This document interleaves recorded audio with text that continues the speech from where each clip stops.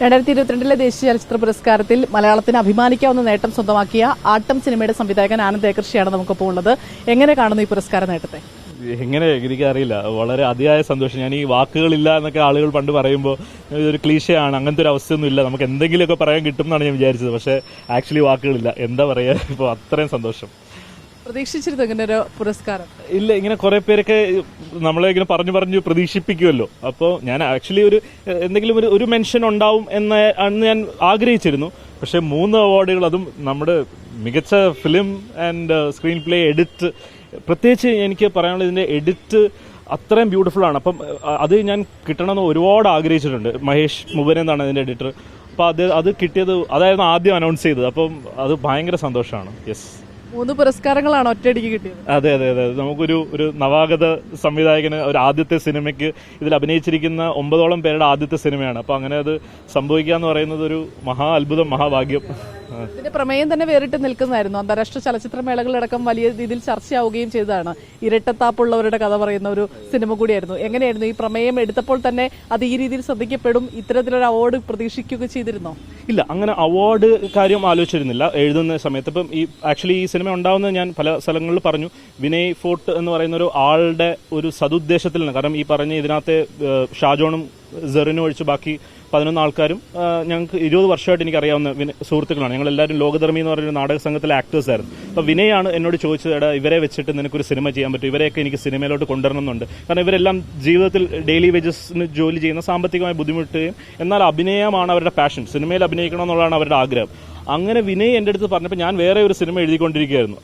അതിൽ ഞാൻ ഇവരെ ഒന്നും ആലോചിച്ചില്ല, വിനയനെ പോലും ആലോചിച്ചിരുന്നു. പക്ഷെ അപ്പോൾ എനിക്കൊരു നാണക്കേടും ഒരു കുറ്റബോധം തോന്നി, ഞാൻ എന്തുകൊണ്ട് ആലോചിച്ചില്ല. അങ്ങനെയാണ് ഈ സിനിമ ഉണ്ടാവുന്നത്. അപ്പോൾ ആ എഴുതിക്കൊണ്ടിരുന്ന സിനിമ നിർത്തിയിട്ട് ആട്ടം എഴുതി തുടങ്ങുമായിരുന്നു. അങ്ങനെ അത് ഒരു പക്ഷേ കളക്റ്റീവായിട്ടുള്ള ഈ 10-13 പേരുടെയും കളക്റ്റീവായിട്ടുള്ള ഒരു സ്വപ്നമായതുകൊണ്ടായിരിക്കണം ഇങ്ങനെയൊക്കെ ഇപ്പൊ ഈ സംഭവിക്കുന്നത്. യെസ്, നമ്മൾ സിനിമയ്ക്കുള്ളിലെ സിനിമയും സിനിമയ്ക്കുള്ളിലെ നാടകവും ഒക്കെ ഒരുപാട് കണ്ടിട്ടുണ്ട്. പക്ഷെ അതിൽ നിന്നൊക്കെ വ്യത്യസ്തമാണ് ആട്ടം. ഈ 12 പേരിലൂടെ മാത്രമായി ഒരു കഥ പോകുന്നു, അതിനുള്ളിലെ സംഭവവികാസങ്ങളൊക്കെ പറയുന്നു. അപ്പോൾ ഇത്രത്തോളം ഈ കഥാപാത്രങ്ങളെയൊക്കെ ആശ്രയിച്ചായിരുന്നല്ലോ ഇരുന്നത്, പ്രത്യേകിച്ച് ഈ അഭിനേതാക്കളെ, നാടകത്തിന്റെ പരിചയമുള്ളവരെ സിനിമയിലേക്ക് അഭിനയിപ്പിക്കുമ്പോൾ ഒരു വെല്ലുവിളികളൊക്കെ ഉണ്ടായിരുന്നില്ലേ?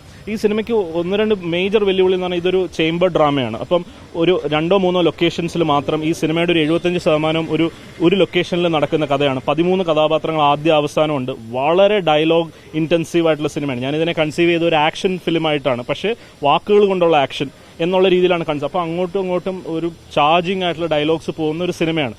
അപ്പോൾ അത് എങ്ങനെ എൻഗേജിംഗ് ആയിട്ട് നിർത്താം, എങ്ങനെ പ്രേക്ഷകർ സിനിമ കണ്ടു തുടങ്ങിയാൽ അവസാനം വരെയും നിർത്താതെ കാണാം, ലൊക്കേഷൻസ് മാറുന്നില്ല എന്നുള്ള ചിന്തയൊന്നും പോകാതെ, വേറെ വലിയ ബാക്ക്ഗ്രൗണ്ട് സ്കോറോ മ്യൂസിക്കോ ആക്ഷനോ ഒന്നുമില്ല, പാട്ടോ കാര്യങ്ങളോ ഒന്നുമില്ല, ഒരു സസ്പെൻസ് ഡ്രാമയാണ്. ആരാണ് കുറ്റം ചെയ്ത ആൾ എന്നുള്ള ഹൂഡ് ആൻഡ് സ്ട്രക്ചറാണ് അതിന്റെ മുകളിൽ പോകുന്നത്. പക്ഷെ അതിന്റെ ഡീപ്പറായിട്ട് നമ്മൾ മറ്റു വിഷയങ്ങൾ സംസാരിക്കുകയും, അപ്പം അത് സിന്തസൈസ് ചെയ്യാന്ന് പറയുന്നതായിരുന്നു ചലഞ്ചായിട്ടുള്ള ഉണ്ടായിരുന്നു. അപ്പോൾ അത് ഈ സിനിമയ്ക്ക് ഒന്നെങ്കിൽ ഈ സിനിമ നന്നാവും അല്ലെങ്കിൽ വളരെ മോശമായി പോവാന്നൊരു അവസ്ഥയേ ഉള്ളൂ. കാരണം ചെറുതായിട്ട് പാളിപ്പോയാലും ഇത് പാളിപ്പോവും, കാരണം പിന്നെ പുതിയ ആക്ടേഴ്സാണ്. അപ്പോൾ ഭാഗ്യവശാൽ നമുക്കൊരു 35 ദിവസം റിഹേഴ്സൽ ചെയ്യാൻ പറ്റി, ക്യാമറ വെച്ച് റിഹേഴ്സൽ ചെയ്യാൻ പറ്റി. കാരണം അങ്ങനെ ഒരു പ്രൊഡ്യൂസറിനെ കിട്ടിയെന്നുള്ളതാണ് എൻ്റെ ഏറ്റവും വലിയ ഭാഗ്യം, ഞങ്ങളുടെ ഏറ്റവും വലിയ ഭാഗ്യം. ഈ കഥ സിനിമയാക്കാൻ എന്ത് വേണം എന്ന് ചോദിച്ച്, എന്ത് വേണമെങ്കിൽ ചെയ്യാം, ഇത് സിനിമയാവണം എന്ന് ആഗ്രഹിച്ച് നമ്മുടെ കൂടെ നിന്നൊരു പ്രൊഡ്യൂസറുണ്ട്.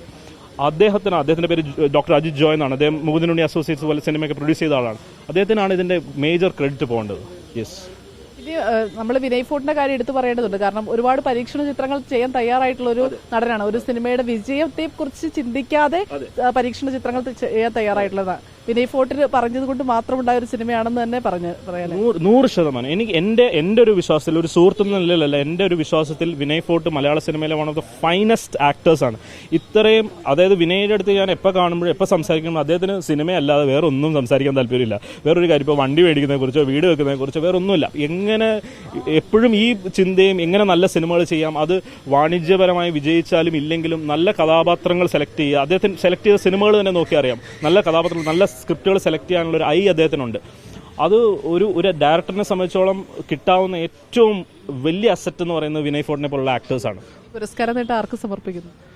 ഈ പുരസ്കാര നേട്ടം ഈ സിനിമയിൽ വർക്ക് ചെയ്ത എല്ലാ ആക്ടേഴ്സിനും, മെയിൻലി ഇതിന്റെ പ്രൊഡ്യൂസറിന് സമർപ്പിക്കുന്നു. അതുപോലെ തന്നെ ഒരുപക്ഷെ ഇപ്പോൾ ഈ സിനിമ എഴുതാനും ഒരു സിനിമ ചെയ്യുമ്പോൾ അതിന് പുറകിൽ ഒരുപാട് കാലത്തെ പല ആൾക്കാരുടെ മെൻറ്ററിങ് ഉണ്ടാവും. അപ്പോൾ എൻ്റെ ഏറ്റവും വലിയ മെൻറ്റർ എന്ന് പറഞ്ഞാൽ പ്രഫുൽ ഗോപിനാഥ് എന്ന് പറഞ്ഞ് ഞാൻ അദ്ദേഹത്തിനൂടെയാണ് അസിസ്റ്റ് ചെയ്ത് വർക്ക്. അപ്പം പ്രഫുൽ ഗോപിനാഥിനും പിന്നെ എൻ്റെ പേരൻസ്, പ്രത്യേകിച്ച് എൻ്റെ അമ്മയ്ക്കും എൻ്റെ ഫാദറിനും ഞാൻ ഭയങ്കരമായിട്ട് ഡെഡിക്കേറ്റ് ചെയ്യുന്നു. കാരണം ഒരു സ്ത്രീ എന്ന നിലയിൽ എൻ്റെ അമ്മ എന്നിൽ ഉണ്ടാക്കിയിരിക്കുന്ന ഇൻഫ്ലുവൻസ് വളരെ വളരെ കൂടുതലാണ്. ഒരുപക്ഷെ ഈ ക്യാരക്ടറിൻ്റെ ഒരു ട്രോമയിൽ നിന്നുള്ളൊരു പുറത്തു വരവ് എന്ന് പറയുന്നത് ഒക്കെ നമ്മളെ ഇൻസ്പയർ ചെയ്തിരിക്കുന്നത് നമ്മൾ ജീവിതത്തിൽ കണ്ടിരിക്കുന്ന മനോഹരമായ സ്ത്രീകളിൽ നിന്നാണ്. എല്ലാവിധ ആശംസകളും നേരുന്നു.